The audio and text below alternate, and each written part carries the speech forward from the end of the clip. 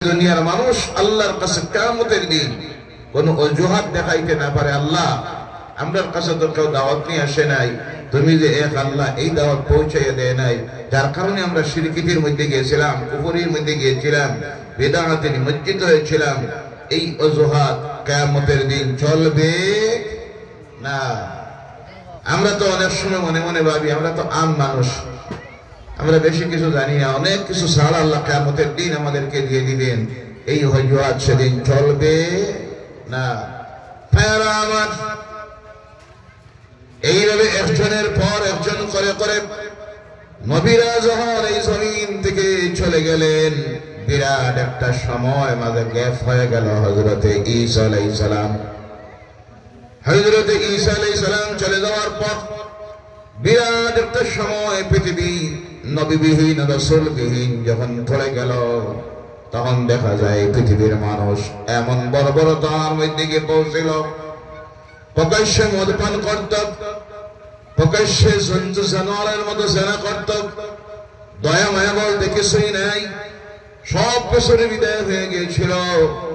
একজন নারী দিনের বেলায় দুপুর বেলায় ঘর থেকে একাকী বাইর হওয়ার সাহস করতে পারত না, ইফতিজিংয়ের শিকার হতো, দর্শনের শিকার হতো, মানবতাবাদী কিছুই ছিল না, ব্যক্তিত্ববোধ বলতে কিছুই ছিল না। এমন একটা সমাজ যখন তৈরি হলো, আল্লাহ পাক সেই পৃথিবীর মানুষের কাছে সর্বশেষ যাকে প্রেরণ করলেন তিনি হলেন আখিরি জামানার নবী মুহাম্মদুর রাসূলুল্লাহ সাল্লাল্লাহু আলাইহি ওয়াসাল্লাম। বলো সুবহানাল্লাহ।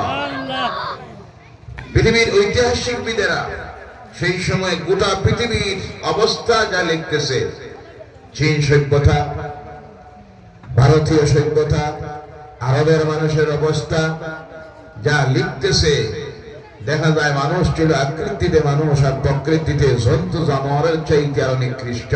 যা একটা মাত্র ঘটনা যদি আপনাদের সামনে আলোচনা করে মূল আলোচ্য বিষয়ের দিকে চলে যাব।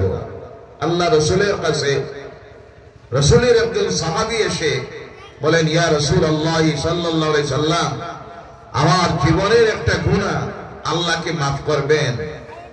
আল্লাহর হাবিব বলেন, আমার সাহাবী তোমার জীবনের কোন গুনাহ? সেই সাহাবী বলেন, ইয়া রাসূলুল্লাহ সাল্লাল্লাহু আলাইহি সাল্লাম, বর্বরতার যুগে ইসলাম গ্রহণ করার আগে আমি আমার স্ত্রী গর্ভবতী হলো, হওয়ার পর চলে গেল 6 বছর। কয় বছর? কথা বোঝা যায় না। কয় বছর? 6 বছর। আমি অসুস্থ মানুষ, কিন্তু দাওয়াত রাখার কারণে আমি আসতে হয়েছে। আপনারা কিছু কথা বলবেন, বেশি সময় কষ্ট দিব না আপনাদেরকে। সাহাবী বলছেন, আমার স্ত্রীর গর্ভ হওয়ার পর চলে গেল 6 বছর। হঠাৎ করে 6 বছর পর একদিন আমি আমার স্ত্রীর কিনারায় বসে আছি, তখন হঠাৎ করে অত্যন্ত সুন্দর ফুটফুটে একটা মেয়ে সন্তান আমার সামনে দৌড় দিয়ে বাইর হয়ে এসে গেল। আমি আমার স্ত্রীকে জিজ্ঞাসা করলাম, এই মেয়েটার বাবাকে? তখন আমার স্ত্রী বলল, এই মেয়েটা তোমার, তুমি তার বাবা আর আমি হলাম তার মা। আমি আমার স্ত্রীকে জিজ্ঞাসা করলাম, এই 6টা বছর চলে গেল, আমার এই মেয়েটা কেন আমার সামনে আসলো না? আমার স্ত্রী তখন আমাকে বলল, না আসার কারণ হলো এই মক্কার মানুষ এত নিষ্ঠুর পশু আকৃতির হয়ে গিয়েছে। আপনাদের সমাজের নিয়ম হলো মেয়ে সন্তান জন্মগ্রহণ করার পর তাকে জীবন্তভাবে নিয়ে কবরে দাফন করা হয়ে যায়। বলো নাউযুবিল্লাহ। যার কারণে আমার এই মেয়ে জন্ম নেওয়ার পর থেকে আমি তোমার চোখের সামনে মেয়েটাকে বাইর করে নাই। আমি আমার মেয়েকে বলেছি, তোর বাবার সামনে জীবনেও যাইস না। তুমি যখন ঘরে থাকো মাতাল অবস্থায় মদ পান করে, কারণ তাদের কাজ ছিল মদ খাওয়া, মাতাল অবস্থায় তুমি যখন ঘরে থাকো, আমি আমার মেয়েটাকে লুকায়িত ভাবে রাখি, কারণ আমার ভয় হয় তোমার সামনে যদি আমার এই মেয়েটা যায় তাহলে তুমি যে কোনো মুহূর্তে তাকে হত্যা করে দিবে। বলো নাউযুবিল্লাহ। আজকে অসতর্ক অবস্থায় তোমার সামনে চলে এসেছে।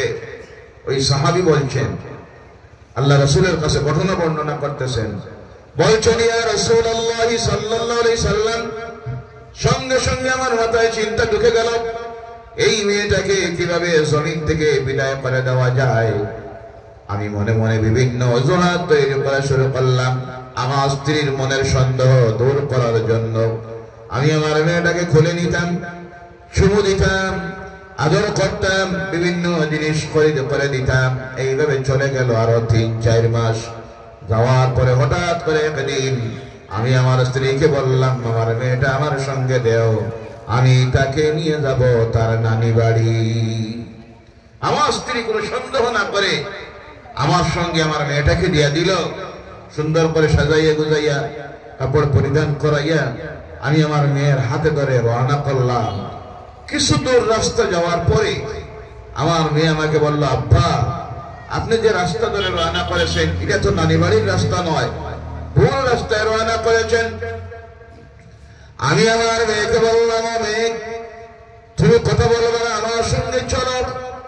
এই বলে আমি আমার মেয়েটাকে নিয়ে গভীর জঙ্গলের দিকে রওনা করলাম। সঙ্গে নিলাম একটা কোদাল, আর গভীর জঙ্গলের ভিতরে গিয়ে ঢুকে আমি কোদাল দিয়ে গর্ত করা শুরু করলাম। আমার মেয়ে বারবার আমাকে জিজ্ঞাসা করে, আব্বা এটা কি করতেছেন, কি জন্য করতেছেন? আমি আমার মেয়েকে বললাম, তুমি বুঝবা না, আমি যখন কোদাল দিয়ে কাজ করতেছি হাদিস শরীফের মধ্যে আসতেছে, ওই সাহাবী বলছেন, ইয়া রাসূলুল্লাহ সাল্লাল্লাহু আলাইহি সাল্লাম, কোদালের আঘাতে যখন আমার চেহারার মধ্যে এসে মাটি পড়ে, ধুলাবালি পড়ে, আমার মেয়েটা তার কোমল হাত দিয়ে পরিষ্কার করে দেয় আর বলে, আব্বা আর তুমি কষ্ট করিও না। আমার দাড়িতে যখন ধুলাবালি লাগে, আমার এই মেয়েটা তখন আমার দাড়িগুলি পরিষ্কার করে দেয়, হেলাল করে দেয়। এইভাবে আমি যখন গর্তটা খোঁড়া শেষ করলাম, আমার মেয়েটাকে ডাক দিলাম কিনারায় আসার জন্য। আমার মেয়ে কিনারায় আসা মাত্র বললাম, মা দেখতো কেমন সুন্দর হয়েছে গর্তটা। আমার মেয়ে যখন সামনের দিকে উঠে দিয়েছে, আমি আমার মেয়ের গাড়ি ধরে ধাক্কা দিয়ে সেই গর্তে ফেলে দিলাম। নাউজুবিল্লাহ বললেন না? সেই সাহাবী বলছেন, ইয়া রাসূলুল্লাহ সাল্লাল্লাহু আলাইহি সাল্লাম, আমার মেয়েটা সেই গর্তের মধ্যে পড়ার পর বারবার আমার দিকে দুইটা হাত তুলে আর আব্বা আব্বা বলে ডাকতে থাকে। বলে, আব্বা আর জীবনে আপনার সামনে আসবো না, আপনার সঙ্গে আসবো না, একটা বার আমাকে তুলে নাও আর আমার মার কাছে পৌঁছাইয়া দেও। সাহাবী বলছেন, ইয়া রাসূলুল্লাহ সাল্লাল্লাহু আলাইহি সাল্লাম, তখন আমি বিরাট একটা পাথর নিয়ে আমার এই মেয়েটার মুখমণ্ডলের উপরে যখন মারলাম, আমার মেয়েটার মুখমণ্ডল থেতলিয়ে গেল আর রক্ত পিস্কারি দিয়ে বাইর হওয়া শুরু হলো।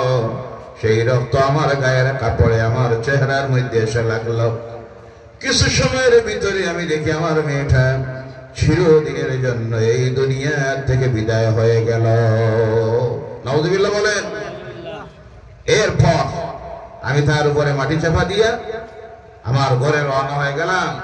আমার স্ত্রীকে গিয়ে বললাম, ও আমার স্ত্রী, মেয়েটা গভীর জঙ্গলে আমার হাত থেকে হঠাৎ হারাইয়া গেছে, আমি আর খুঁজাইয়া পাই নাই।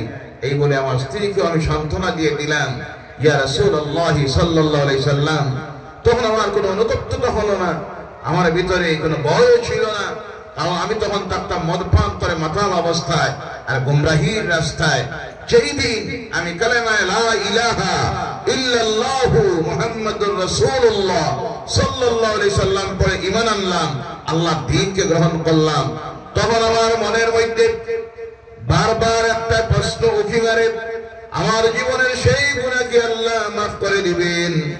ইয়া রাসূলুল্লাহ সাল্লাল্লাহু আলাইহি সাল্লাম, এই সময়ে এখন আমি যখন রাত্রে ঘুমাতে যাই আমার ঘুমে ধরে না, আমার কানে ভেসে ওঠে আমার সেই মেয়ের করুণ আর্তনাদের সহিত আমাকে যে আব্বা ডাকেছিল। আমি খাইতে গিয়ে যখন বসে আমার খানা মুখে দিয়ে ঢুকে না, বারবার একটা প্রশ্ন আমার মনে জাগে, আল্লাহকে আমার জীবনের সেই গুনাহটাকে মাফ করে দিবে? আল্লাহ রাসূল বলেন, আমার সাহাবী শুনে রেখো, কোন মানুষ যখন গুমরাহির রাস্তা থেকে আল্লাহর দ্বীন গ্রহণ করে নেই, ঈমান নিয়ে আনে, সঙ্গে সঙ্গে আল্লাহ রাব্বুল আলামিন তার বিগত জিন্দেগীর সমস্ত গুনাহ মাফ করে দেয়। সুবহানাল্লাহ। বলার উদ্দেশ্য হলো সেই সময়ের মানুষ কি নিষ্ঠুর ছিল। আরবের মানুষগুলি নিজ হাতে নিজের মেয়েকে গপ্প করে জীবন্ত মেয়েকে কবরে চাপা দিল। সামান্য দয়া মায়া তাদের অন্তরে আসলো না। এই বর্বরতার মানুষগুলির অবস্থা দেখে আল্লাহ রাসূল চিন্তায় পড়লেন, আল্লাহ এদেরকে কি দিয়ে হেদায়েত করা যায়, কি দিয়ে এদের ফালা হবে। যারা আকৃতির মানুষ প্রকৃতিতে জন্তু জানোয়ারের চাইতে নিকৃষ্ট হয়ে গেছে। সেই সময়ের আরবের মানুষের চরিত্রে যে ভুলগুলি ছিল আজকের আধুনিক বিশ্বের মানুষের, বৈজ্ঞানিক বিশ্বের মানুষের, কম্পিউটারের পৃথিবী, ইন্টারনেটের স্যাটেলাইটের পৃথিবী, সভ্য জাতির মানুষ যারা আধুনিক শিক্ষায় শিক্ষিত, যারা সভ্য বলে দাবি করে, যারা তাদের প্রত্যেকের চরিত্রের মধ্যে সেই সব নাফরমানির কাজ ঢুকে গেছে। যেমন তাদের মধ্যে ছিল মদ। এখন মদ আসে না নাই? জি আসে না নাই? প্রকাশ্যে বিকেনি না না লুকাইয়া? জি প্রকাশ্যে। নাউজুবিল্লাহ বললেন না? তাদের মধ্যে ছিল সুদ। এখন আর নাই? জি না আছে? কথা বলেন, আছে না নাই? আছে। তাদের মধ্যে ছিল ঘুষ। এখন আর নাই তো? জি আছে। দিব না, নিব না, খাইব না, সইব না, স্লোগান আছে না নাই? এই স্লোগান মানা হইছে না উল্টা চলতেছে? জি দিন দিন সুরের সংখ্যা বাড়তেছে না কমতেছে? কথা বুঝুন না আপনারা? সুর দুই প্রকার। কয় প্রকার? দুই প্রকার। এক শ্রেণীর সুর যারা চুরি করে পেটের তাগিদে, অভাবের যন্ত্রণায়, কারোর মোবাইল চুরি করে, সাইকেল চুরি করে, এরপরে বাড়ি ঘরে কোনো সময় সুপারি চুরি করে, বিভিন্ন জিনিস চুরি করে, এরা চুরি করে অভাবের তাড়নায়। এই সুরের সংখ্যা এখন কমছে। কথা বোঝা যায়? জি সুরের সংখ্যা বাড়তেছে, শিক্ষিত সুরের সংখ্যা। কথা আসা না মিছা? জি কলম দিয়ে যেগুলি প্রকাশ্যে অফিসে বসে চুরি করে, এদের এই সুরগুলির সংখ্যা বাড়ছে না কমতেছে? কথা বলেন না আপনারা? এগুলি সুর বললে ভুল হবে। ডাকাতের বাপ একটা। জি আছে না নাই? কি পরিমাণ ঘুষ আর ঘুষ! উপর থেকে নিচ পর্যন্ত একটা অফিসের চৌকিদার যদি ফাইল এক টেবিল থেকে আরেক টেবিলে নিতে হয়, দিতে হয় ৫,০০০। নাউজুবিল্লাহ বললা না? এটা তারা এখনো আইন মনে করে না, খারাপ নাই। তারা এটা ঘুষ করে না, সাফানের একটা পয়সা লাগতো। জি কিসের পয়সা? সাফানের। মানে কি পরিমাণ তার চা তার ফানে ডেইলি পয়সা লাগে টের পাইতে? ৫,০০০, ১,০০০, ২,০০০। আর কোন দেবে চলতেছে ৫ লক্ষ, ১০ লক্ষ, ১৫ লক্ষ। এই অবস্থা ছিল আরবের মানুষের। গুনার এমন কোন কাজ বাকি ছিল না, সব তাদের মধ্যে চলত। নারীর কোনো ইজ্জত ছিল না। মেয়ে লোক দিনের বেলায় ঘর থেকে বাইর হতে ভয় পেত। তার সতীত্ব নিয়ে ঘরে ফিরে আসতে পারবে এর কোনো গ্যারেন্টি ছিল না। আজকের এই পৃথিবীতে নারীর সেই করুণ অবস্থা। ইনসাফের সহিত বলুন, এই মুহূর্তে যদি আমার এই দেশ তথা পৃথিবীর যে কোনো প্রান্তে একটা মেয়ে যদি রাত ৮টায় ৯টায় ঘর থেকে একাকী বাইর হয়ে শহরে যায়, আবার নিরাপত্তার সহিত ফিরে আসার কোনো গ্যারেন্টি আছে? কথা বলবেন? নাই। দর্শিত হবে, অপহৃত হবে, ইফটিজিংয়ের শিকার হবে। দিনের বেলায় মহিলারা এখনো ঘর থেকে বাইর হতে ভয় পায়। স্কুল কলেজে যাওয়ার সময় নিরাপত্তার অভাব ভোগ করে। কারণ এক শ্রেণীর কুত্তা আকৃতির যুবকেরা আর সমাজে তৈরি হয়েছে, যাদের প্রতিটি মুহূর্তে চিন্তা হলো পরের ইজ্জত নিয়ে সিনেমিনি খেলা, তাদের ইজ্জত নষ্ট করা, ইফটিজিং করা। অনেক সময় দেখবেন হাই স্কুল কলেজের সামনে গিয়া এক একটা নির্লজ্জ বেহায়া দাঁড়াইয়া তাকে ঘন্টার পর ঘন্টা আসে না নাই?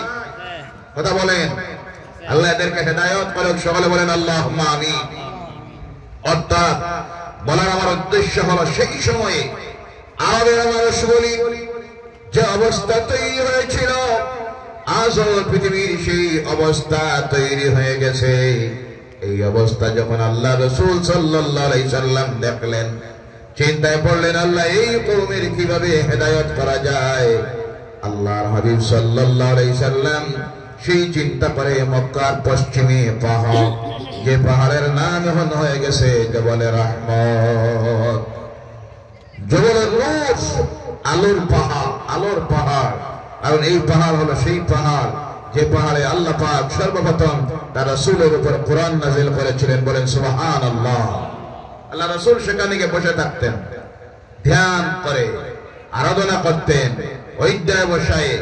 কোন সময় চলে যাইতো 15 দিন, কোন দিন মাস দিন, খাবার শেষ হয়ে যাইতো।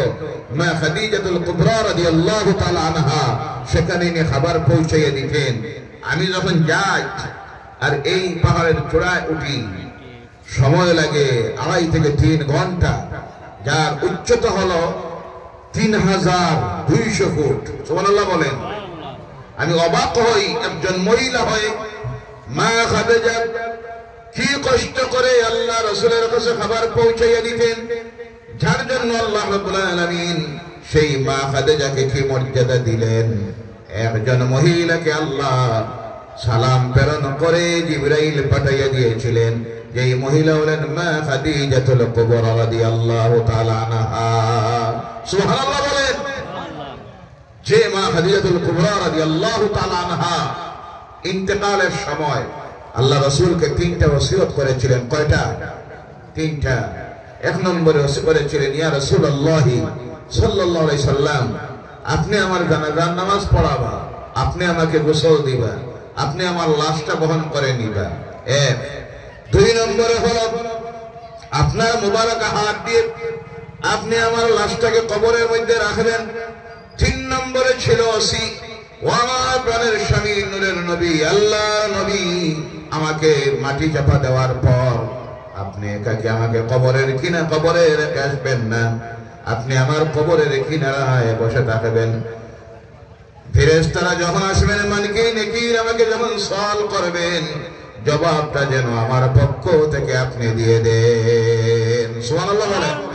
কয়টা ওসি কয়টা করেছিলেন? 3টা। আল্লাহ রাসূল সাল্লাল্লাহু আলাইহি সাল্লাম সেই ওসিকে পূর্ণ করলেন। মা খাদিজাতুল কুবরার ইন্তেকাল হয়ে গেল। আল্লাহ রাসূল সাল্লাল্লাহু আলাইহি সাল্লাম নিজ হাতে গোসল দেওয়ালেন, নিজে লাশ বহন করাতে শরীক হলেন, নিজ মুবারক হাতে লাশ কবরে রাখলেন।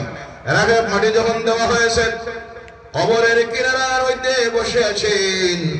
এই সময়ে আল্লাহ পাক হযরতে জিবরাইলকে পাঠাইয়া দেয়, ও জিবরাইল তুমি চলে যাও, গিয়ে আমার নবীকে বলো নবী ওই কবরের কিনারায় বসার প্রয়োজন নাই। মানকির নেকির যখন যাবে আমার খাদিজাকে প্রশ্ন করার জন্য, তার জবাব দেওয়ার জন্য আমি আল্লাহ তার পক্ষ থেকে জবাব দিয়ে দিব। সুবহানাল্লাহ সুবহানাল্লাহ সুবহানাল্লাহ। সেই মহিলা যার কবরের মানকির নেকিরের সওয়াল এর জবাব দিয়েছেন স্বয়ং আল্লাহ পাক তার পক্ষ থেকে। সুবহানাল্লাহ বলেন। তার গোটা জীবনটা আল্লাহর দ্বীনের রাস্তায় উৎসর্গ করে দিয়ে গিয়েছিলেন। ওরা সম্পত্তি, আরবের সবচেয়ে ধনী মহিলা, ওরা সম্পত্তি আল্লাহর দ্বীনের জন্য দান করে দিয়ে গিয়েছিলেন। আল্লাহ রাসূলের হাতে যখন বিবাহ হলো আল্লাহ রাসূলের সঙ্গে মা খাদিজা, আরবের মহিলারা, মক্কার মহিলারা সমালোচনা শুরু করলো, খাদিজা কি দেখে তুমি এই যুবককে বিবাহ করলা, স্বামী গ্রহণ করলা? তিনি বললেন কিসের অভাব? তারা বলল অভাব তো কিসের নাই। মা খাদিজা জিজ্ঞাসা করলেন তোমরা বলো তো চরিত্রের দিক দিয়ে এর মতো উত্তম যুবক কি আর মক্কায় আছে? তারা জবাব দিল না। সৌন্দর্যতার দিক দিয়ে বলো তো আমার স্বামী মোহাম্মদ কি কম?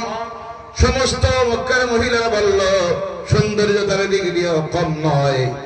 এরপর মা খাদিজা জিজ্ঞাসা করলেন গোষ্ঠী খানদানের দিকে দিয়ে কি আমার স্বামী কোন নিম্ন বর্গের, নিম্ন শ্রেণীর, নিম্ন খানদানের? তারা বলল তাও না।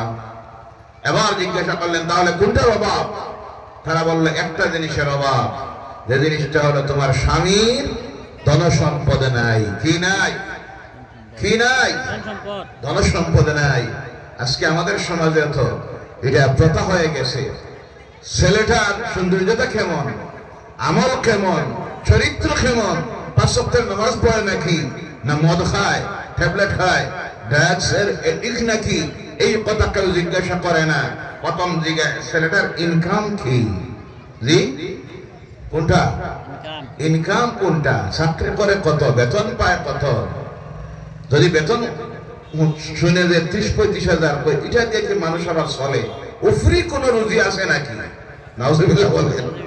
কোনটা উফরি রুজি? মানে উপর থেকে আয়, যেটার নাম হইল জানা নাই, ঘুষ। নাউজুবিল্লাহ বলেন। মেয়ে বিবাহ দেওয়ার আগে চিন্তা করে ছেলেটা নাম করা ঘুষ করনি না না মত্তকে পরহেজগার কি নাই করে একবারও জিজ্ঞাসা করে না।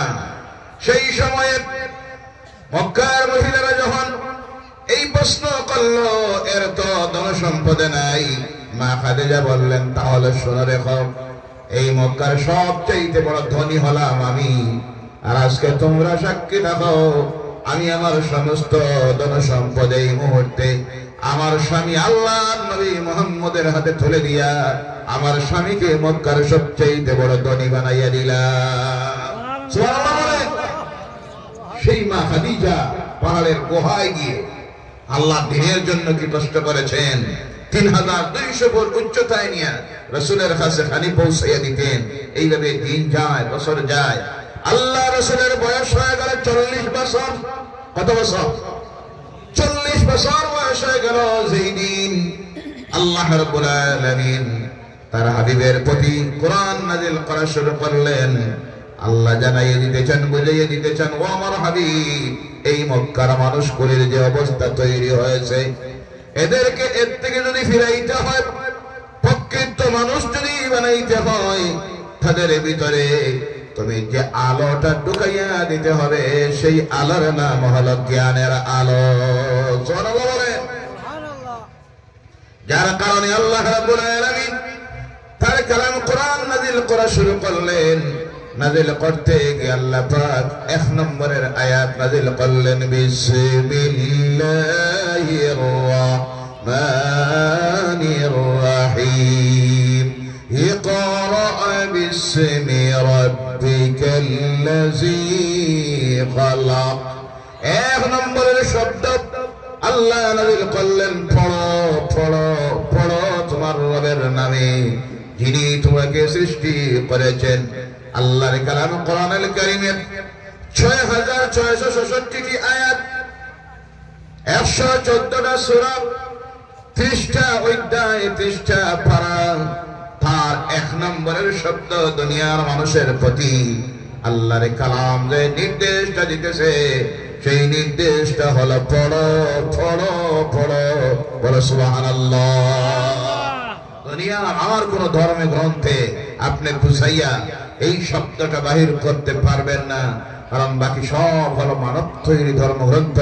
আর আল্লাহর কালাম 1 নম্বরে জানাইয়ে দিতেছে, ও আমার হাবিব, এদের যদি চরিত্রের আমলের পরিবর্তন আনতে হয়, তাদের ভিতরে আপনি ঢুকাইয়া দিতে হবে জ্ঞানের আলো। সংক্ষিপ্ত ভাবে বলতেছি, ও আমার ভাইয়েরা, ও মুসলমানেরা, এই সময়ে যদি আমার সমাজের মানুষ, অন্য যারা বাদ দেন, আমার সমাজের মানুষ যারা এই সমাজ থেকে যদি সকল প্রকারের আল্লাহর নাফরমানি দূরীভূত করতে হয়, 1 নম্বরে এদের ভিতরে যে নিয়ামতটা, যে আলো ঢুকাইয়া দিতে হবে, সেই আলো হতে হবে জ্ঞানের আলো, শিক্ষার আলো। শিক্ষার প্রদীপ যদি প্রতিটা মুসলমানের ঘরে ঘরে ঢুকে যায়, এই সমাজ যদি প্রকৃত শিক্ষিত হয়ে যায়, জেনে রাখবেন আমার এই সমাজে আল্লাহর নাফরমানি বলতে কিছুই থাকবে। জ্ঞান হলো 2 প্রকার। কয় প্রকার? জ্ঞান হলো 2 প্রকার। আপনাদের মনে প্রশ্ন থাকতে পারে, আজকে তো পৃথিবীর মানুষ অনেক শিক্ষিত হয়েছে, বিশেষ করে ইউরোপ আমেরিকার মানুষ 100% শিক্ষিত, উচ্চ শিক্ষিত মানুষগুলি বৈজ্ঞানিক দৃষ্টিভঙ্গি নিয়ে তারা পড়ে, সায়েন্সের উপরে বেশি গুরুত্ব দেয়, সায়েন্স নিয়ে তারা রিসার্চ করতেছে, বিজ্ঞান নিয়ে। এরপরও কেন দেখা যায় তাদের মধ্যে আল্লাহর নাফরমানি সবচাইতে বেশি? ইউরোপ আমেরিকার মানুষের মধ্যে মদ প্রকাশ্যে চলতেছে, জেনা প্রকাশ্যে চলতেছে, যেটাকে তারা স্বাধীনতা ভাবে এমন অবস্থার মধ্যে গিয়ে পৌঁছেছে তারা। আজ আপনারা শুনলে অবাক হবেন, অনেক মেয়ে লোক আছে তাদের মধ্যে, তারা কোনো স্বামী গ্রহণ করে না, তার স্বাধীনতা নষ্ট হবে, জন্তু জানোয়ার কুকুরকে লালন পালন করে, আর ওই কুকুরটা দিয়া তার দাম্পত্য জীবনের কর্তব্য আদায় করায়। বলেন নাউজুবিল্লাহ, আর সর্বনাশ নাউজুবিল্লাহ। কোথায় গিয়ে পৌঁছেছে? রাত এই সময় আমরা যখন আল্লাহর কালামের আলোচনার মাহফিলে বসে আছি, তারা 5 স্টার 7 স্টার হোটেলে মদ চলতেছে, পার্টি চলতেছে, নাচ গান চলতেছে। এই নিকৃষ্টতায় গিয়ে পৌঁছিল। কারণ যদিও একদিকে তারা শিক্ষিত, যে শিক্ষাটা হলো শুধু দুনিয়ার শিক্ষায় শিক্ষিত, তাদের ভিতরে আল্লাহর ভয় নাই, স্রষ্টার ভয় নাই। না হওয়ার কারণ হলো তাদের ধর্মীয় কোনো জ্ঞানের ব্যবস্থা নাই, ধর্মের কোনো জ্ঞান তাদের মধ্যে নাই। এ না থাকার কারণে তাদের ভিতরে থেকে চলে গেছে আল্লাহর ভয়, স্রষ্টার ভয়। আর ওই স্রষ্টার ভয় যখন মানুষের অন্তর থেকে চলে যায়, তখন সেই ব্যক্তি আল্লাহর নাফরমানি করতে তার কোনো অসুবিধা হয় না। এর কারণে ইসলামের শিক্ষা হলো জ্ঞান অর্জন করতে হবে 2 প্রকার। কয় প্রকার? কথা বলেন, কয় প্রকার? একটা হলো দুনিয়ায় চলতে গিয়া আপনার যে প্রয়োজনীয়তা আছে, সেই প্রয়োজনীয়তা মেটানোর জন্য রাজনীতি, ব্যবসা, চাকরি, শ্রমজীবী, লেবার, কৃষক, রাজনীতিবিদ, যে পন্থে আপনি যাবেন, যে পেশায় যাবেন, চলতে গিয়ে আপনার যে জ্ঞানের প্রয়োজন প্রথম, সেটা হলো দুনিয়ার জ্ঞান, যেটাকে বলা হয় জেনারেল এডুকেশন। এর কারণে জেনে রাখবেন, আল্লাহ রাসূল সাল্লাল্লাহু আলাইহি সাল্লাম বলছেন, তালাবুল ইলমি ফারিয়াদাতুন আলা কুল্লি মুসলিম ওয়াল মুসলিমাত, প্রত্যেক মুসলমান নর এবং নারীর জন্য জ্ঞান অর্জন করা ফরজ। এই জ্ঞান কোন জ্ঞান? আল্লাহ রাসূল অন্য জায়গায় হাদিসে আসতেছে, আল্লাহ রাসূল বলছেন, আমার সাহাবীরা, প্রয়োজনে জ্ঞান অর্জনের জন্য যদি সুদূর চীনে যাইতে হয় তাহলেও যাও। এই হাদিসের ব্যাখ্যায় আসতেছে, সেই সময় আধুনিক জ্ঞানের দিক দিয়ে সবচেয়ে অ্যাডভান্স ছিল আজকের এই চীন, যার জন্য আল্লাহ রাসূল সাহাবায়ে কেরামদেরকে নির্দেশ দিতেছেন, জ্ঞান অর্জনের প্রয়োজনার্থে চীনে যাও, অর্থাৎ সেখানে যে জ্ঞান চলতেছে ওই জ্ঞানটাও অর্জন করো। তার থেকে প্রমাণিত হয় দুনিয়ায় বর্তমান যে জ্ঞান চলতেছে, জ্ঞান বিজ্ঞান সবচাইতে বেশি। আজকে পৃথিবীতে জ্ঞান বিজ্ঞানের উপরে মানুষ রিসার্চ গবেষণা করতেছে।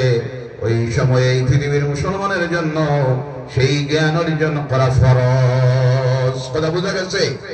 জি, দুনিয়ায় চলতে গিয়ে যে জ্ঞান, high school, college, university, polytechnical college, engineering college, medical college, ITI, বিভিন্ন শিক্ষাঙ্গনে বিভিন্ন যে জ্ঞান দেওয়া হচ্ছে, সেই জ্ঞান অর্জন করা প্রতিটি মুসলমানের জন্য আজকে ফরজ হয়ে গেছে। কিন্তু দুঃখ লাগে, আফসোস লাগে, যে ধর্মের মানুষের ধর্মগ্রন্থের 1 নম্বরের নির্দেশনা হলো জ্ঞান অর্জন করো, আজকে পৃথিবীর দিকে তাকাইলে দেখা যায় সবচেয়ে বেশি তারা জ্ঞানের রাস্তা থেকে সরে গেছে। যার কারণে গতকালও আমি বলেছিলাম, আজকে অর্থনীতির দিক দিয়া মুসলমানেরা আরব ক্রান্তির, মধ্যপ্রাচ্যের কয়েকটা রাষ্ট্র বাদ দিয়া এশিয়া মহাদেশের এবং আফ্রিকা মহাদেশের মুসলিম রাষ্ট্রগুলি অর্থনীতির অবস্থা দুর্বল হওয়ার 1 নম্বরের কারণ হলো জ্ঞানের অভাবে। কিসের অভাবে? শিক্ষার অভাবে। উপযুক্ত শিক্ষিত মানুষ তারা তৈরি করতে পারে নাই, যার কারণে অর্থনীতির দিক দিয়ে এত দুর্বল। কারণ অর্থনীতি সবল করতে হলে, অর্থনীতির সবলতা আনতে হলে যে হাতিয়ারের প্রয়োজন হয় সেটা হলো জ্ঞান। কোনটা? জ্ঞান। আজকে আফসোস, দুঃখ লাগে, মুসলমানেরা এক সময় ছিল আমাদের সমাজের মধ্যে উচ্চ শিক্ষিত, অনেক হায়ার এডুকেশনে শিক্ষিত মানুষগুলি ছিল, SCS officer, ICS officer, doctor, engineer, শিক্ষিত রাজনীতিবিদ। যখন এই কোয়ালিটির মানুষগুলি ছিল, তখন একটু আগে 50 বছর আগের 100 বছর আগের ইতিহাসকে যদি আমরা দেখি, দেখতে পাই এই জাতির কি পাওয়ার ছিল, সম্মান ছিল, ইজ্জত ছিল, তাদের মৌলিক অধিকারকে তারা ছিনাইয়ে আনতে পেরেছে। বলেন সুবহানাল্লাহ।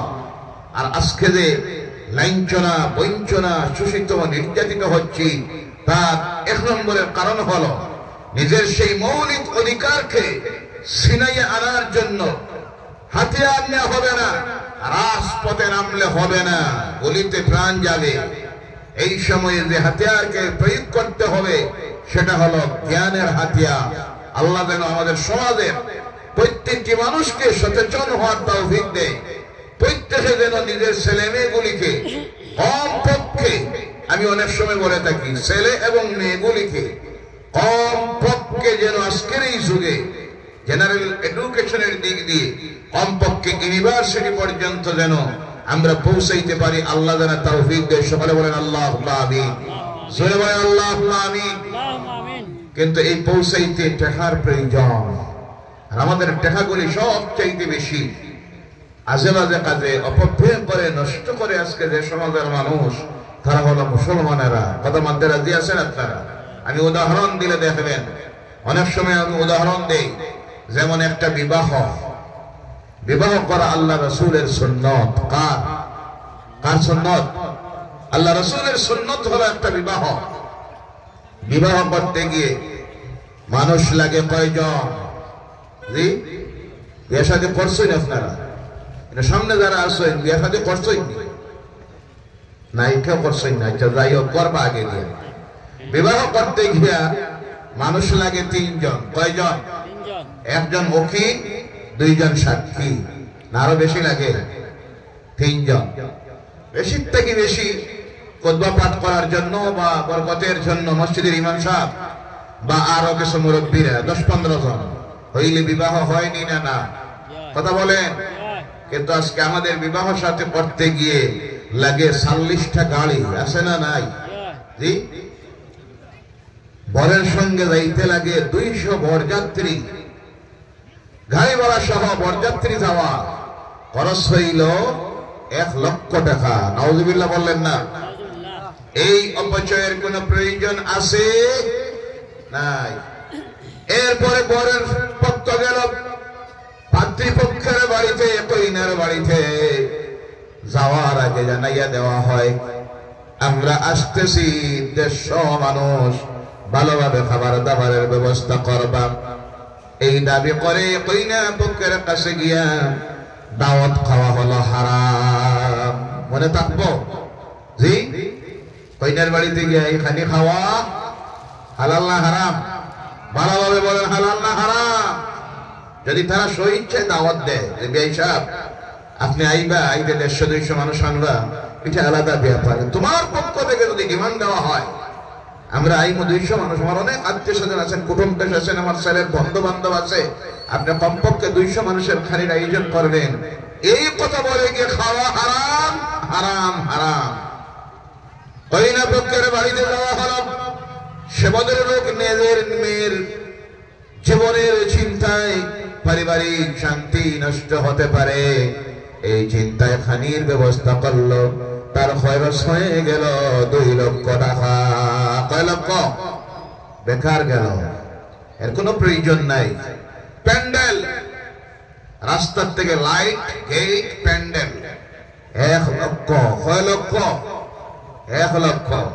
বরযাত্রী গিয়ে যখন গাড়ির থেকে নামে বিবাহ বাসরে ঢুকবে, হোটেলে হোক বাড়িতে হোক, তখন প্যান্ডেলের সামনে 10,000 টাকার বম মারা হইল রাসূলের সুন্নাত। জি, আছে না নাই? কথা বলেন। নাউযুবিল্লাহি মিন যালিক। বম মারে, এই পরিমাণ মারে, কোন সময় মসজিদে নামাজের জামাত চলতেছে, আযান হচ্ছে, সামান্য লক্ষ্য নাই, হাজার হাজার টাকার বম পাঠতেছে। একবার যদি চিন্তা করতাম, শূন্য করুন, আত্মীয় স্বজনকে খাওয়ান। তোমার বাড়িতে বিবাহের পরের দিন কার বাড়িতে? বরের বাড়িতে। বরের বাড়িতে পরের দিন সিন্নি দেন, খানি খাওয়ান। আল্লাহ রাসূল বলছেন এই সিন্নির নাম হলো, এই দাওয়াতের নাম হলো ওলিমার দাওয়াত। আর দাওয়াতের মধ্যে সবচেয়ে বরকতময় সিন্নি হলো, দাওয়াত হলো ওলিমার দাওয়াত। বলো সুবহানাল্লাহ। সেদিকে নাই, আবার আরেকটা কথা এখন চালু করেছে দেখাবেন, পরের দিন আবার এরা ডিমান্ড দেয়, কন্যা পক্ষ থেকে ডিমান্ড দেওয়া হয়, পরের দিন আমরা যাইব পার্টিতে 100 মানুষ। কোনটার মাঝে? পার্টি। এটা অলিমা না, অলিমা পাইলে গুনাহ হইব, ভাই পার্টি। নাউজুবিল্লাহ বলেন। এই জাতি কোথায় যাচ্ছে? একটা বিবাহ অনুষ্ঠানকে উপলক্ষ করে নাই করে দুই পক্ষ মিলে খরচ করে 5 লক্ষ টাকা। আমি বলে থাকি ওই 5 লক্ষ টাকা যদি একটা বার তুমি সেভ করতা বাঁচাইতা আর চিন্তা করতা এই পয়সাটা আমার ছেলের পিছনে খরচ করব, মেয়ের শিক্ষার পিছনে খরচ করব, ছেলেটাকে মেয়েটাকে নাম করা কোন ইংলিশ মিডিয়াম সিবিএসই কোর্সে চলে স্কুলে এডমিশন দিব 50,000 টাকা দিয়া, আর বাকি 3 লক্ষ টাকা দিয়া তার একটা ডাক্তার বানাইব, ইঞ্জিনিয়ার বানাইব, নতুবা সায়েন্টিস্ট বানাইব। এইভাবে যদি চিন্তাধারা তোমার ব্রেইনে আসতো, আমার ছেলেটাকে পিএইচডি করাইব, এমএ পাস করাইব, এমএসসি করাইব, এমপিএল করাইব, নাম করা আইনজীবী বানাইব, যদি ছেলেটার আর মেয়েটার পেছনে বিয়ে করে দিতা তাহলে তার জীবনটা সার্থক হতো। তোমার জীবনে কবরে যাওয়ার পর কাজে আসতো, সমাজের কাজে আসতো, জাতির কাজে আসতো, রাষ্ট্রের কাজের মধ্যে আসতো। কথা কি না? এরপরে কি পরিমাণ খায়। অন্য যারা আছে দেখবেন একটা বিয়া শাদী শেষ করে দেয় 1 ফাটা দিয়া। আমরা স্বাভাবিক যদি বিবাহ হয় কয়টা গরু? কয়টা? 2টা, না হয় 1টা। সবরা চাইলে তো মাশাআল্লাহ 1 গাঁও 10টা। আছে না নাই? সবচেয়ে বেশি খানি খায়, খেতে খেতে শেষ করে দিতেছি সব। আল্লাহ রাসূল খানির ব্যাপারে তো শিখাইয়া দিয়ে গেছেন, খানি খাইতে গিয়ে পেটকে 3 ভাগ করে। কয় ভাগ? 1 ভাগ খানি, 1 ভাগ পানি, 1 ভাগ খালি। সুবহানাল্লাহ বলেন। আজকে এই সময়ে যদি আমার এই সমাজের মানুষ যদি একটাবার সচেতন না হয়, এই সমাজের মানুষগুলিকে পরবর্তী প্রজন্ম দ্বারা উঠে আসতেছে এদেরকে যদি শিক্ষিত একটা সমাজ না বানাইতে পারেন, জেনে রাখবেন এই জাতির ভবিষ্যৎ অন্ধকার। কারণ একটু আগে এমএলএ সাহেব বলেছেন প্রতিযোগিতা চলতেছে, প্রতিযোগিতায় তোমার আমার ছেলে মেয়ে টিকে থাকতে পারবে না। কারণ সাধারণ একটা মেট্রিক পাশের চাকরির অ্যাডভার্টাইজ যখন দেওয়া হয় সেখানে দেখবেন এমএ পাস অ্যাপ্লাই করতেছে, যার কোয়ালিফিকেশন হলো ফার্স্ট ডিভিশন, মেট্রিক থেকে হায়ার সেকেন্ডারি পর্যন্ত শুরু করে কলেজ পর্যন্ত। ডিভিশন হলো ফার্স্ট ডিভিশন, 5টা 6টা করে লেটার, তার মার্কের পার্সেন্টেজ হলো 80%, 90%। আর এই সময় যদি তোমার আমার ছেলেমেয়েরা অ্যাপ্লিকেশন দেয়, তার দেখা যাবে তার ডিভিশন কোনো লেটার নাই, এরপরে তার পার্সেন্টেজ হলো 45%, 50%। আপনারা ইনসাফের সহিত বলুন, এই প্রতিযোগিতায় গিয়ে তোমার আমার ছেলে মেয়ে টিকে থাকতে পারবে না। অ্যাডমিশনের ব্যাপারে আজকে বঞ্চিত আমাদের ছেলেমেয়েরা। নামি দামি college, university, medical college, engineering college, polytechnical কলেজে অ্যাডমিশন পায় না। তার কারণ হলো অ্যাডমিশন হওয়ার মতো যোগ্যতা নাই। সংক্ষেপে বলতেছি, সচেতন হন, খানে কমান, অপব্যয়কে কমান, নিজের ছেলে মেয়েগুলির ভবিষ্যৎ গড়ে তুলুন। কারণ যেভাবে বঞ্চনা লাঞ্ছনা চলতেছে, শোষণ চলতেছে, এর থেকে যদি নিজেকে পরিত্রাণ দিতে হয়, এইভাবে মানুষগুলি তৈরি করতে হবে, এইভাবে শিক্ষিত একটা পাস তৈরি করতে হবে যারা এই অন্যায়ের বিরুদ্ধে রুখে দাঁড়াবে, নিজের মৌলিক অধিকারকে, সাংবিধানিক অধিকারকে আদায় করতে পারে। এভাবে মানুষ আমরা তৈরি করতে হবে। আল্লাহ যেন তৌফিক দেন, বলেন আল্লাহুম্মা আমিন। 2 নম্বরে হলো বলতে পারেন আমেরিকার মানুষ, ইউরোপের মানুষ শিক্ষিত, এরপর কেন আল্লাহর নাফরমানির দিকে যায়? তার কারণ হলো তাদের মধ্যে ধর্মীয় জ্ঞানের কোনো ব্যবস্থা নাই।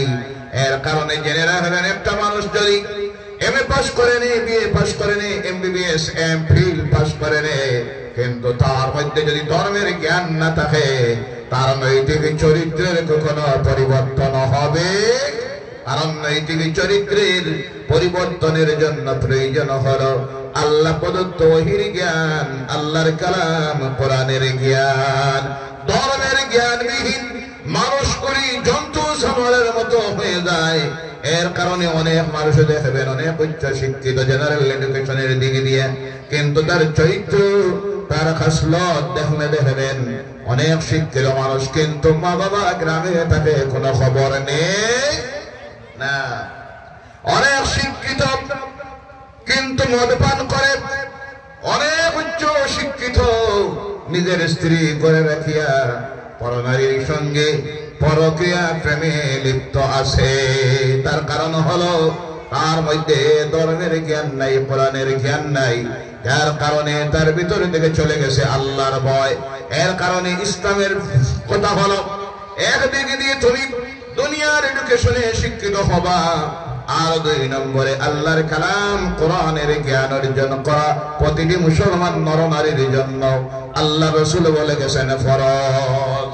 কিন্তু আফসোস, দুঃখ লাগে আজকে এই সময়ে, যে সময় আমাদের সমাজের মধ্যে আল্লাহর নাফরমানির কাজ ঢুকতেছে, এখন পর্যন্ত আমাদের সমাজে কোরআনের ইসলামের শিক্ষা দেওয়ার জন্য যে ব্যবস্থা, আজকে তো মাদ্রাসাগুলি, সরকারি মাদ্রাসা শেষ, বন্ধ হয়ে গেছে।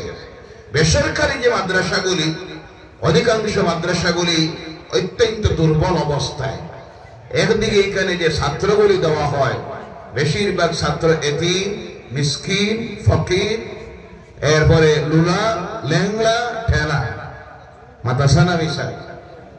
এর কারণে দেখা যায় এখান থেকে সুযোগ্য আলিম যেভাবে বাইর হওয়ার, মুহাদ্দিস, মুফাসসির, ফুকাহা বাইর হওয়া সম্ভব হচ্ছে না। এবং যারা হয় এদের মন মানসিকতাটা প্রথমেই ডাইভার্ট হয়ে যায়। কারণ সে তার জন্মের পর থেকে দেখতেছে আমি লালিত পালিত হচ্ছি যাকাতের মাধ্যমে, ফিতরার মাধ্যমে, সদকার মাধ্যমে, লিল্লাহর মাধ্যমে। তাই সেই চিন্তাধারার ব্রেইন তৈরি হয়। 1 2 নম্বরে হলো মাদ্রাসাগুলি পরিচালিত হচ্ছে জনগণের দানের উপর নির্ভর করে। তাই সেখানে উন্নতভাবে শিক্ষা ব্যবস্থা দেওয়া সম্ভব হয় না। তাছাড়া মাদ্রাসায় শিক্ষা গ্রহণ করে আমাদের সমাজের 1% ছেলেরা। কয় পার্সেন্ট? 1%। বাকি 99% এর ধর্মীয় শিক্ষা দেওয়া ব্যবস্থা হলো মক্তব শিক্ষা। কোন শিক্ষা? মক্তব। যে মক্তবগুলির করুণ অবস্থা, আজ সমাজ সচেতন হয় নাই। একটা মক্তব, প্রথমে মক্তবের শিক্ষককে নিয়োগ দেওয়া হয় বেশিরভাগ।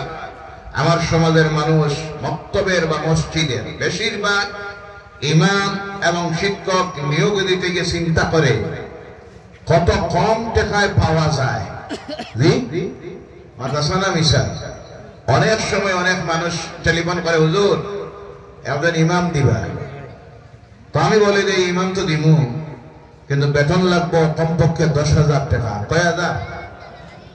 ইয়া আল্লাহ, হুজুর মানুষ মারি লাইতানি, আমরা গমহল্লা বড় গরিব মহল্লা, আমরা খেয়াল আসলো কোন রকম চলতো 4-5 হাজারের ইমাম দিয়া। নাউজুবিল্লাহ কইলা না? চিন্তাধারাটা দেখেন, কোন রকম চলতো, মানে নামাজ হোক না হোক এই চিন্তা নাই, কোন রকম চলতো। বহুত এলাকা আছে, মসজিদ আছে, যে মুয়াজ্জিন মসজিদে রাখা হয়, সেই মুয়াজ্জিনের প্রতিটি শব্দে শব্দে ভুল আছে। কথা ঠিক কিনা? কারণ মুয়াজ্জিন রাখতে খুঁজানি হয়, গাউট খুঁজাইয়া দেখো তো বুড়া দুড়া কেউ বেকার আসেনি না? না জি, 12 মাইয়া বেমারি কেউ আসেনি বেকার খুঁজাইয়া দেখো। নাউজুবিল্লাহ বলেন। এটা তো বারবার বলা হয়, যারা রাখেন আপনারা একটু লক্ষ্য রাখার প্রয়োজন।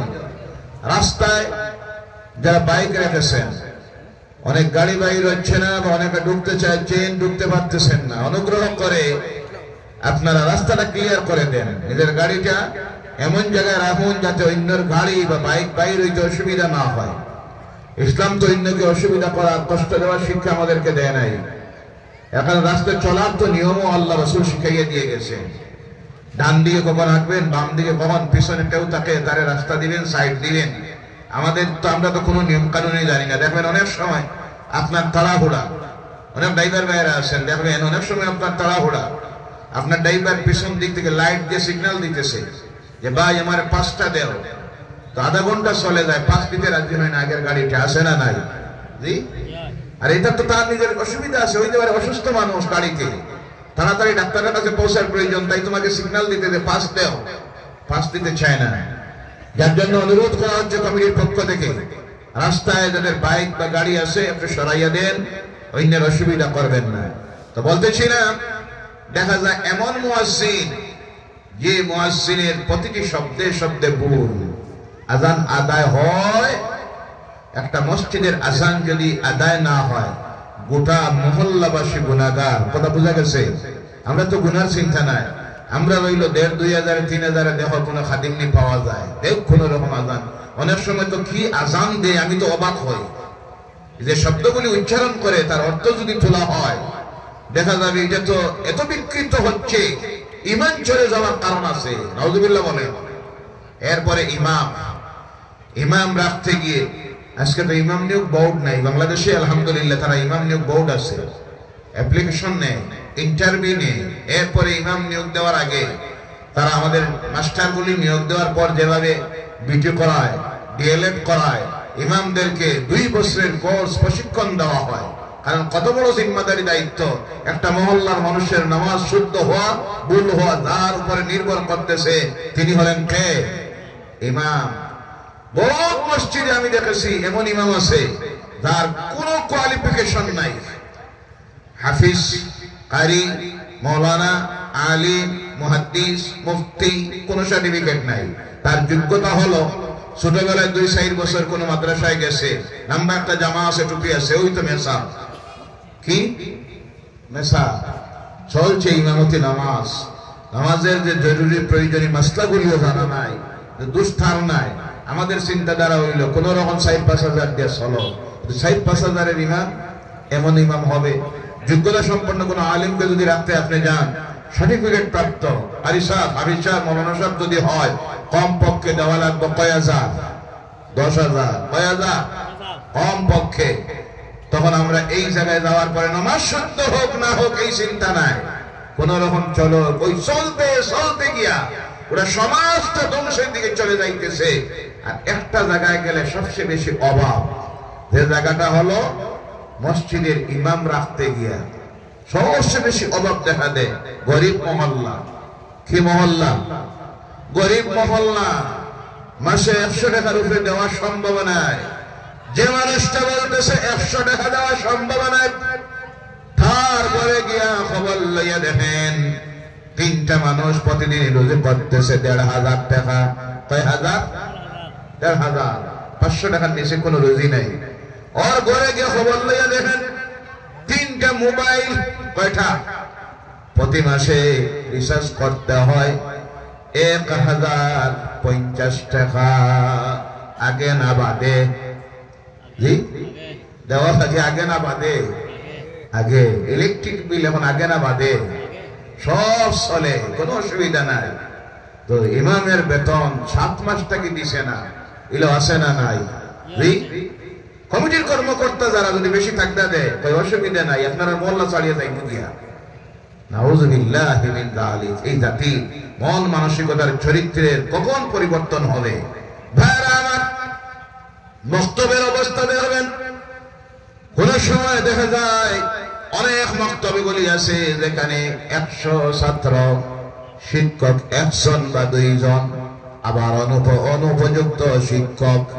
যে শিক্ষকের কোয়ালিফিকেশন যদি হয় ম্যাট্রিক পাস, আপনারা বলুন সেই শিক্ষক কি 10-এর ছাত্র পড়াইতে পারবো?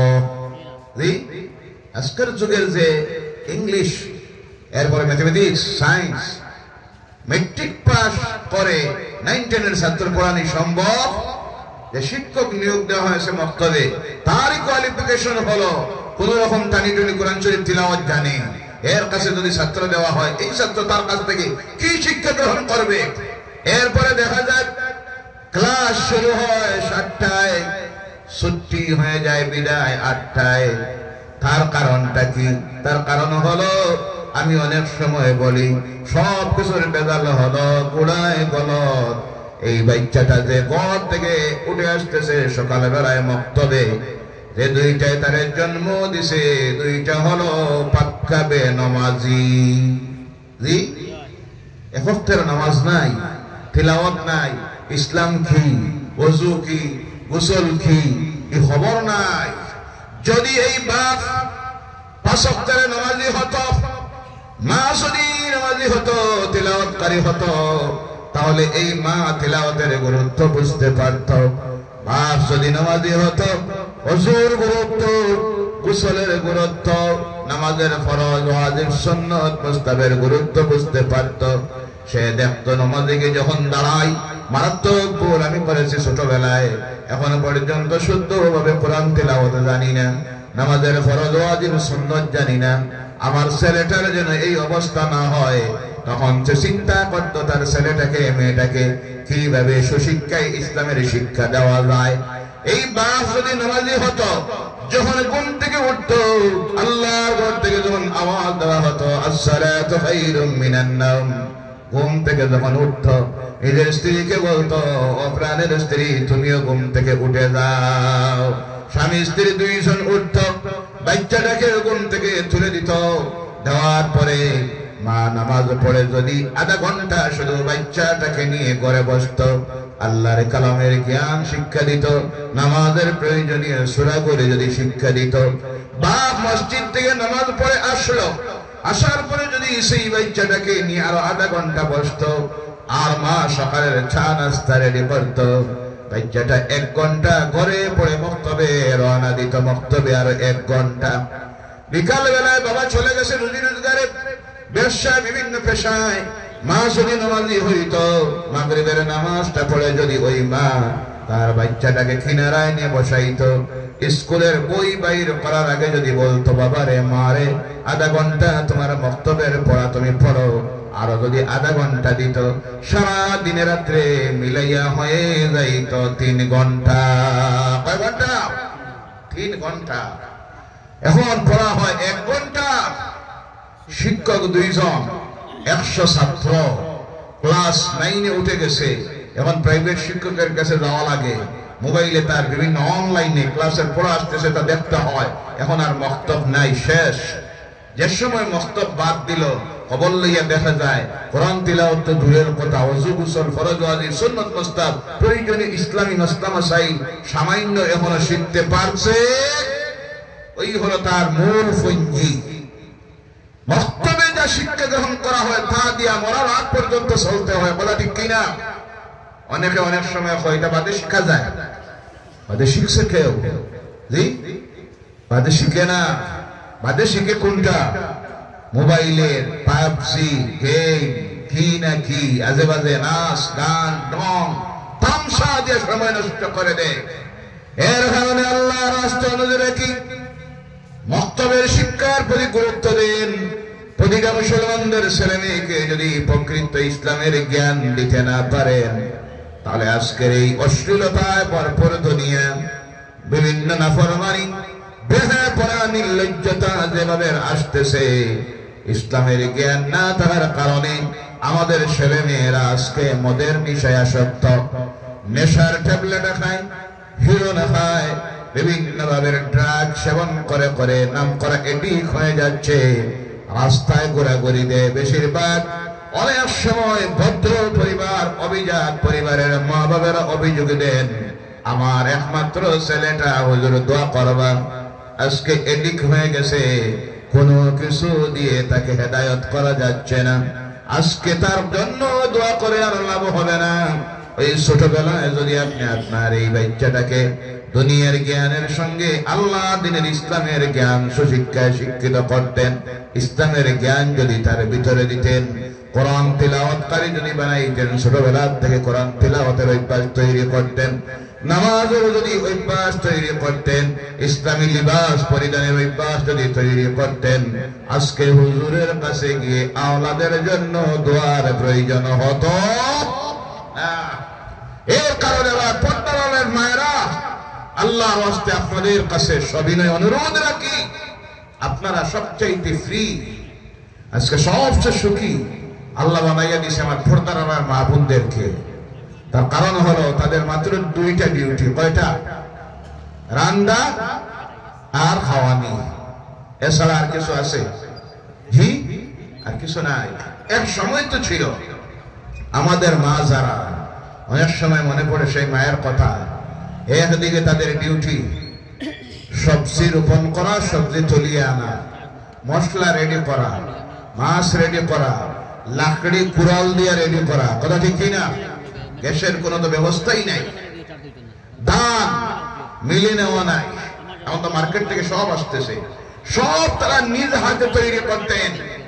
এরপরে ছেলে মেয়ে কমপক্ষে থাকতো ৬-৭টা, কথা ঠিক কিনা? ৫, ৬, ৭, ৮টা ছেলে মেয়ে এক একজন মা থাকতো। এরপরে সন্ধ্যার পরে মা বাচ্চাকে নিয়ে বসতেন, বই বাইর করো, মক্তবের শিক্ষা বাইর করো।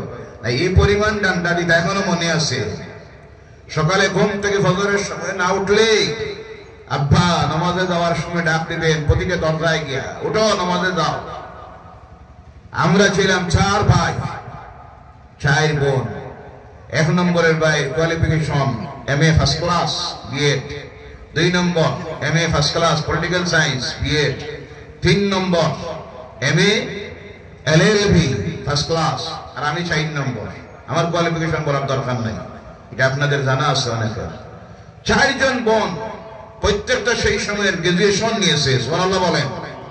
একমাত্র আমার মায়ের অবদান। আমার মা সেই সময়ের ছিলেন ক্লাস 7 পাস, কোথায় কোথায় এসেছে। কিন্তু মাগরিবের পর নামাজ পড়েই ডাক দিতেন বই বাহির করতে হবে, প্রথমে মক্তবের বই বাহির করো। আর ফজরের সময় আব্বার ডিউটি ছিল মসজিদে নামাজের সঙ্গে যেতে হবে, না হয় সকালবেলার খানি বন্ধ। যার কারণে আজ আমরা আপনাদের দোয়ায় শিক্ষা গ্রহণ করতে পেরেছি। প্রতিটি ভাই প্রতিষ্ঠিত বিভিন্ন ক্ষেত্রে। 2 জনের আল্লাহ হায়াত শেষ হয়ে গেছে, রিটায়ারমেন্টে গিয়ে দুনিয়া থেকে চলে গেছেন। আল্লাহ তাদেরকে মাফ করে দেন, জান্নাতুল ফেরদাউসে জায়গা দেন, বলেন আল্লাহুম্মা আমিন। আজকে মায়েরা আপনারা একেবারে ফ্রি, কিন্তু আপনারা সময়টাকে নষ্ট করে দিতেছেন। সবচেয়ে বড় যে বদ আমল সেটা হলো মোবাইল। কোনটা? 24টা ঘন্টা ঘুমানোর রাত পর্যন্ত মোবাইল আর মোবাইল। নিজের বাচ্চাটাকে সেই আমল তৈরি করাইয়া দিতেছেন। ছোট বাচ্চার ঘুমে ধরে না, মা হাতে দেয় মোবাইল। বাচ্চা খানি খায় না, হাতে দেয় মোবাইল। কান্দা বন্ধ করে না, হাতে দেন মোবাইল। এই মোবাইল আর মোবাইলে আপনার বাচ্চার জীবনটাকে আপনি নষ্ট করে দিতেছেন। মাগরিবের আপনি নামাজ পড়ুন, আপনার বাচ্চার হাতে তুলে দিন আল্লাহর কালাম কোরআন। মাগরিবের ফজরের নামাজ পড়ুন, বাপ করে আসেন, বাচ্চাটাকে কিনারায় নিয়ে বসান আর মক্তবের শিক্ষা দেন। 3 ঘন্টা আমি ইনসাফের সহিত বলি, মক্তবের শিক্ষক যদি দেয় 1.5 ঘন্টা, আর বাপ যদি দেয় সকালে আধা ঘন্টা, বিকালে যদি দেয় মা 1 ঘন্টা, 3 ঘন্টা যদি একটা বাচ্চারে আল্লাহর কালামের ইসলামের জ্ঞানের শিক্ষা দেওয়া হয়, 9 থেকে 10 বছর বয়সে, আমার মন বলছে, আল্লাহর কসম করে বলছি, আপনার এই ছেলে মেয়ে সুশিক্ষায় শিক্ষিত, শুদ্ধ বা তাজবীদ আল্লাহর কালাম কোরআনের তিলাওয়াতকারী হয়ে যাবে ইনশাআল্লাহ। বলেন ইনশাআল্লাহ। প্রয়োজনীয় ইসলামের যে সব জ্ঞান, ওযু, গোসল, হজ, ফরজ, যাকাত, হাজ, নিফাস, মুস্তাহাব, প্রয়োজনীয়ত সব শিক্ষা গ্রহণ করতে পারবে। আর যদি সেইভাবে আওলাদ বানাইয়ে যাইতে পারেন, 2 দিকের শিক্ষায় শিক্ষিত, এই আওলাদের হাতে আপনি কোনোদিন নির্যাতিত হবেন না। এই আওলাদ মদকুর হবে না, জানাকুর হবে না, এডিক হবে না। এই আওলাদ আপনি দুনিয়া থেকে চলে যাওয়ার পর তার মনের মধ্যে আসবে, ওই আব্বা হাতে ধরে ধরে আমাকে কোরআন শিখাইছেন, এই মা আমাকে ফজরের পর কিনারায় বসাইয়া কোরআন তিলাওয়াত শিখাইয়াছেন। শবে বরাতের রাত্রিতে আল্লাহর কালাম তিলাওয়াত করবে। শুক্রবারের দিন ফজরের নামাজ পড়ে তোমার কবরের দিকে রওনা করবে। ঈদের দিন ঈদগাহে যাওয়ার আগে বারবার মনে পড়বে ওই আব্বার কথা, আম্মার কথা। একটাবার সেই কবরের কিনারায় গিয়ে যদি দাঁড়ায় আর সূরা ইয়াসিন যদি তিলাওয়াত শিখাইয়া যান, কবরের কিনারায় গিয়ে যদি দাঁড়াইয়া একটা বার যদি আল্লাহর কালাম কোরআনুল কারীমের সূরা ইয়াসিন তিলাওয়াত করে আর আল্লাহর দরবারে হাত তুলে বলে, রাব্বিরহামহুমা কামা রাব্বায়ানি সগীরা, আল্লাহ রাব্বুল আলামিনের সঙ্গে সঙ্গে তোমার আর এই কবরবাসী কবরস্থানে যারা আছেন তাদের উপর থেকে 40 দিনের জন্য কবরের আযাব মাফ করে দিবে। সুবহানাল্লাহ বললেন না? আল্লাহ রাসূল বলছেন কোন আওলাদ যদি নিজের মা বাবার কবরের কিনারায় গিয়ে দাঁড়ায়, দাঁড়িয়ে যদি 3 বার কয়বার সূরা ইখলাস শুদ্ধভাবে তিলাওয়াত করতে হবে। কুল হুয়াল্লাহু আহাদ লাম ইয়ালিদ ওয়া লাম ইউলাদ, এই তিলাওয়াত না।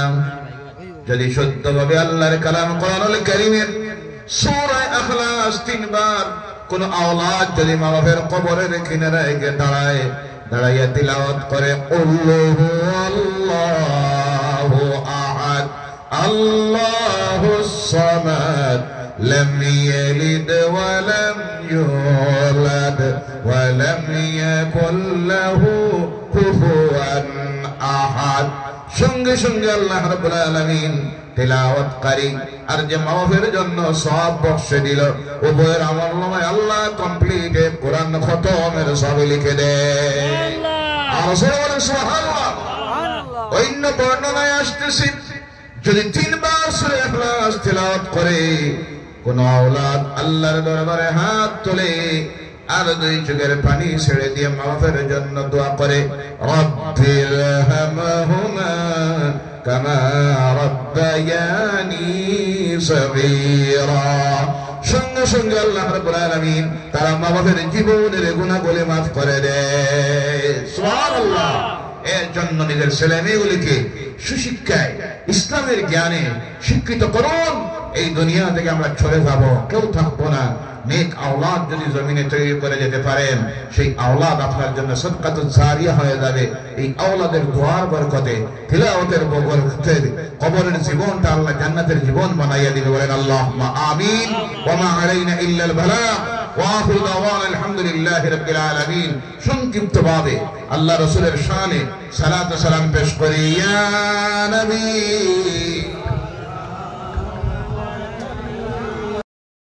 اللهم آمين يا رب العالمين. اللهم آمين. ربنا ظلمنا أنفسنا وإن لم تغفر لنا وترحمنا لنكونن من الخاسرين. اللهم آمين. ربنا آتنا في الدنيا حسنة وفي الآخرة حسنة وقنا عذاب النار.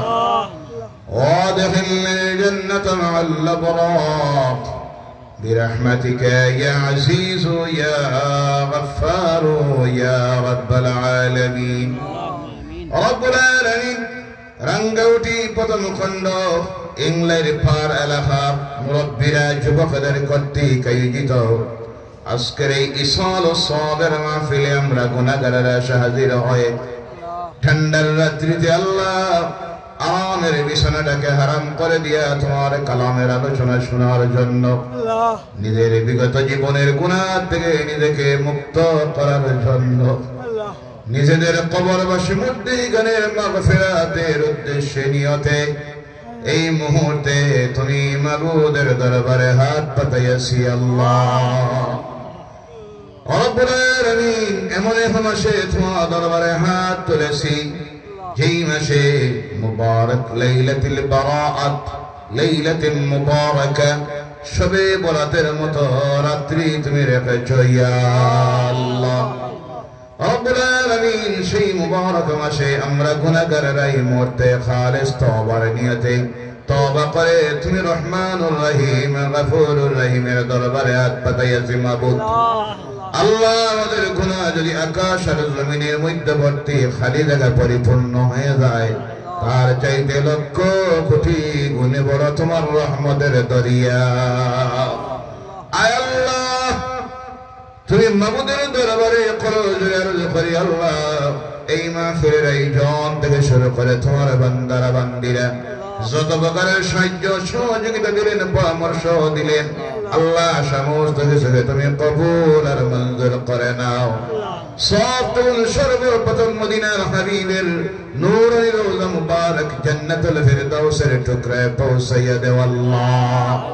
আল্লাহ জান্নাতুল বাকি, জান্নাতুল মুআল্লা থেকে শুরু করে হাজার হাজার সাহাবায়ে কেরাম, শুহাদায়ে কেরাম, আউলিয়ায়ে কেরাম, উলামায়ে কেরাম, উম্মতে মুহাম্মাদের মুমিন মুমিনাত যারা অন্ধকার কবরের গায়ে শুয়ে আছেন, প্রত্যেকের কবরে এর সবটুকুন পৌঁছাইয়া দেও আল্লাহ। এর ওসিলায় তাদের জীবনের গুনাহগুলি মাফ করে দাও, তাদের কবরগুলিকে জান্নাতুল ফিরদাউসের টুকরা বানাইয়া দাও।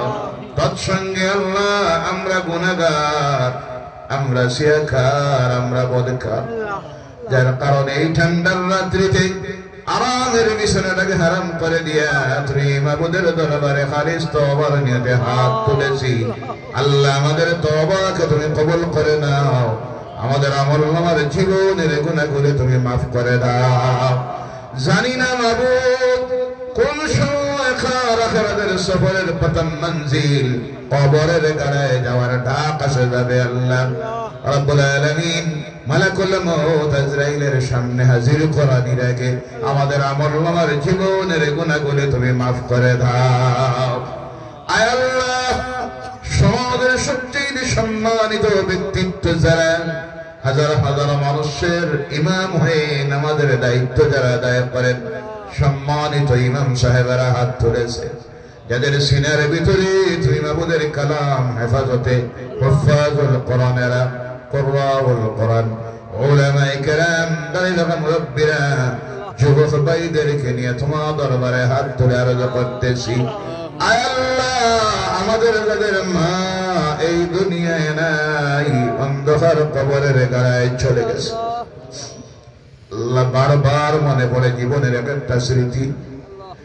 রমজানের মাসে সারাদিন রোজা রাখার পর মা সবের শেষে যখন ইফতার করতে গিয়ে বসেছে, প্লেটে সামান্য খানি সব শেষ হয়ে গেছে, পরিবারের সব খাইয়া এই মার প্লেটের কিনারায় বসে পেছন করে দিলাম কথা বল। সারাদিনের উপবাসের কথা মা ভুলে যায়, খানির প্লেটটা ঠেলা মারে রেখে দিয়া আওলাদ কুলে তুলে নিয়ে গরম জল দিয়ে গোসল করাইয়া সিনার সঙ্গে জড়াইয়া দূরে মুখের মধ্যে দুধ দিয়া কান্না বন্ধ করলাইয়া আল্লাহ পেটের খুঁজা ফুলে গেলেন মা। আজকে এই মা দুনিয়ায় নাই, অন্ধকার কবরের গাড়ার ভিতরে বাবু কি ব্যবহারটা তুমি করতেছ দেখতেছি না। আল্লাহ আল্লাহ, আমরা গুনাহগার আওলাদ হতে পারি, এই জামাত তোমার দরবারে আরো রাখি বাবু। আমাদের যাদের মা অন্ধকার কবরের গাড়ায় চলে গেছে, আল্লাহ আমাদের মাদেরকে তুমি কবরের গাড়ায় দুজনের আগুনটা দিয়ে জ্বালাইও না। আল্লাহ আমরা আব্বা হারাইয়াছি বাবু, সারাটা জীবন যে মানুষ আওলাদের লাগে কাটাইয়া দিলাইয়া আল্লাহ, নিজের আরামের জিন্দেগি হারাম করে দিলাম। ভালো খাবার নাই, ভালো কাপড় পরিধান করে নাই, একমাত্র আওলাদের চিন্তায় কেমনে পড়াই, কেমনে লালন পালন করি, সুশিক্ষায় শিক্ষিত করি, এই চিন্তা করে করে জিন্দেগিটা কাটাইয়া দিয়ে আজকে কবরের গাড়ায় মার বারবার মনে পড়ে আল্লাহ সেই আব্বার কথা। এই জামাত নিয়ে তোমার দরবারে রাখি মাবুদ, আমাদের আব্বা গণের জীবনের গুনাহগুলি মাফ করে দাও, তাদের অন্ধকার কবরগুলোকে জান্নাতুল ফিরদাউসের টুকরা বানাইয়া দাও। যাদের আব্বা জমিনে আছেন হায়াত দরাজ করে দাও, মা জমিনে আছেন হায়াত দরাজ করে দাও। এই শান্তির জায়গাটা, দোয়াল জায়গাটা তাড়াতাড়ি আমাদের নয়নের সামনে থেকে তুলে নিও না ইয়া আল্লাহ। রব্বুল আলামিন, আমার ভাই হাজী সাহেব, মুরব্বী সাহেব একসঙ্গে তোমার বাড়ি, তোমার হাবিবের বাড়ির সফর করেছি আল্লাহ। আমরা হলে তোমার বান্দা অসুস্থ, ওনাকে শিফায়ে হাজির, শিফায়ে কামিলা নসিব করে দাও ইয়া রব্বুল আলামিন।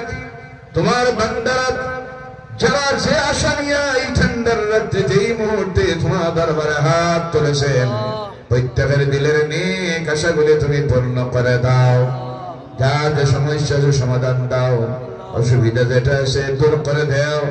প্রত্যেকের রুজিতে বরকত দাও, হায়াতে বরকত দাও, আমলে বরকত দাও, ইজ্জতে বরকত দাও, ইলমে বরকত দাও আল্লাহ। আল্লাহ আমাদের গুনার কারণে এই জমিনে বেইজ্জতির জিন্দেগিটা দিও না, অভাবের জিন্দেগি দিও না। রোগগ্রস্ত বানাইয়া ঘরে বইয়া রাখিও না, অপারেশনের রোগী বানাইও না আল্লাহ। পর্দার মায়েরা বোনেরা হাত তুলেছে, তাদের জীবনের গুণাগুলি মাফ করে দাও। প্রত্যেকের নিজের ছেলে মেয়েগুলিকে সুশিক্ষায় শিক্ষিত, উচ্চ শিক্ষিত বানাইতে পারি, সমাজে প্রতিষ্ঠিত করতে পারি, তৌফিকটা দাও। খাস করে আল্লাহ তোমার দরবারে আরজ রাখি, এই জমিনটা আমাদের জন্য বড় কঠিন জমিন হয়ে গেছে, ফিতনার জমিন হয়ে গেছে। আল্লাহ আমাদের জান মাল ইজ্জত বড় ঈমান মসজিদ মাদ্রাসা কোরআন তুমি মাবুদ যারা হেফাজতের কেউ নাই। আল্লাহ তোমার গায়বী সাহায্য দিয়া রহমত দিয়া হিন্দুস্তানের মুসলমান গুলিকে তুমি হেফাজত করে নাও।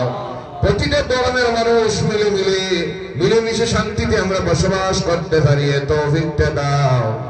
আসন্ন সামনে মাহে রমজান আসতেছে, আল্লাহ আমাদেরকে সুস্থতার সহিত বেশি বেশি করে আমল করার, তোমার কালাম তেলাওয়াত করার, নফল ইবাদত করার, ফরজ নামাজ, ফরজ রোজা, তারাবির নামাজ আদায় করার তৌফিক দিও ইয়া আল্লাহ। রব্বুল আলামিন তোমার দরবারে রাখি, এই জমিন থেকে চলে যাওয়ার ডাক যখন আসবে, আয় আল্লাহ রাস্তাঘাটে ফেলাইয়া মোটটা দিও না, বিনা কলেমায় জমিন থেকে উঠাইও না, নাপাক অবস্থায় জমিন থেকে বিদায় দিও না আল্লাহ। জীবনের শেষ সময়টা যখন হাজির হবে, নূরের নবীনের সামনে হাজির করে দিও। আর আমাদের জবানটা দিয়া এই দুনিয়ার জীবনের শেষ কথাটা বারবার জারি করে দিও, লা ইলাহা ইল্লাল্লাহু মুহাম্মাদুর রাসূলুল্লাহ সাল্লাল্লাহু আলাইহি ওয়াসাল্লাম। সুবহান রাব্বিকা রাব্বিল ইজ্জাতি আম্মা ইয়াসিফুন ওয়া সালামুন আলাল মুরসালিন walhamdulillahi rabbil alamin. Amin. Assalamu alaikum.